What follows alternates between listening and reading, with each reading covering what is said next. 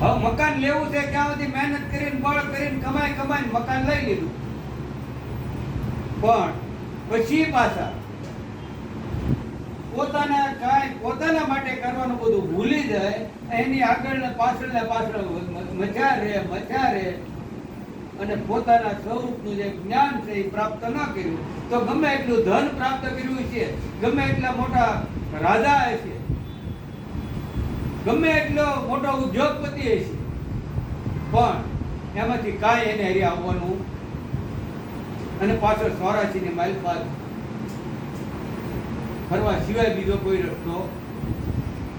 પણ જેને જોયે એટલું કમાઈ લીધું છે પછી એ ભલે આગળ કમાય, પણ પહેલા પછી પોતાના સ્વરૂપનું જો ભાન કરી લીધું કે પોતાને જે આ મનુષ્યનો દેહ મળ્યો છે તો શા માટે જ મળ્યો છે, એ જો સાર્થક કરી લે તો પછી એને ગમે એટલી 2 કરોડની 4 વ્હીલ હોય તો એને નડતી નથી.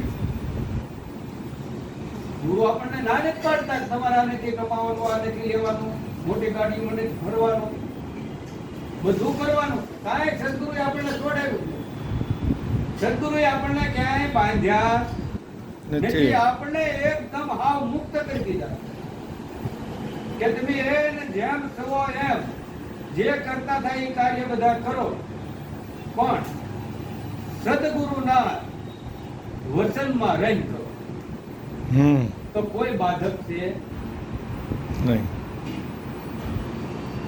જેમ કુંડળ ઓછે કનક ઢંકાય, જેમ આ ઘરેણા હોય, બુટી હોય, હાર હોય, દોરો હોય કે નાકનો દાણો હોય, એ નાનો એવો દાણો છે તોય છે તો હોનું કે, અને મોટો 10 તોલાનો હાર હોય તોય હોનું જ છે. બેનું જે અધિષ્ઠાન છે એ હોનું છે, હોના વગર ટકે, હોના વગર ટકે ન હોય. એટલે જેમ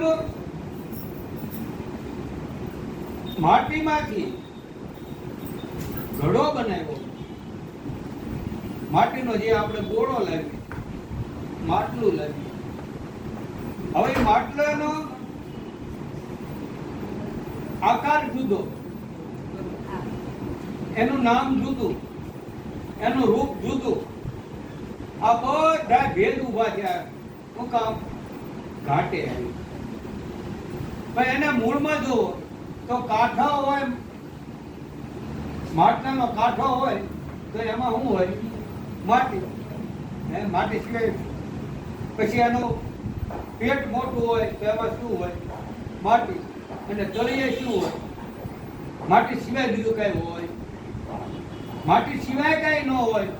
એમ આ જે કાંઈ પરમાત્મામાંથી જે કાંઈ આ માયા ઉત્પન્ન થઈ અને માયામાંથી આખો જે સંસાર ઉત્પન્ન થયો, એ આખા સંસારના મૂળની માલપા જાઓ તો માયા, અને માયાને મૂળમાં જાઓ તો ત્યાં બ્રહ્મ સિવાય બીજું કાંઈ.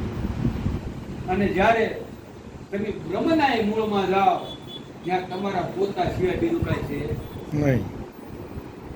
પોતા સિવાય બીજું કાંઈ નથી.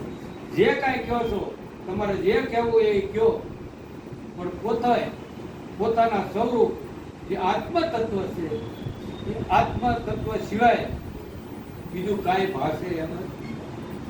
પણ જ્યાં સુધી આપણને એવા જોવાની આપણને ચક્ષુ ન મળે, આપણને વિજ્ઞાનની દ્રષ્ટિ ન મળે, ત્યાં સુધી ભરપૂર પરમાત્માથી ભરપૂર ભરેલું છે, પણ એનો જોઈએ કે કીધું કે જમીનમાં તમે બેઠા ને પાણી છે, ઉપર પાણી છે, બધે પાણી ભરપૂર ભરેલું છે, તરસ લાગી, હવે કેમ કરીને પીવાય?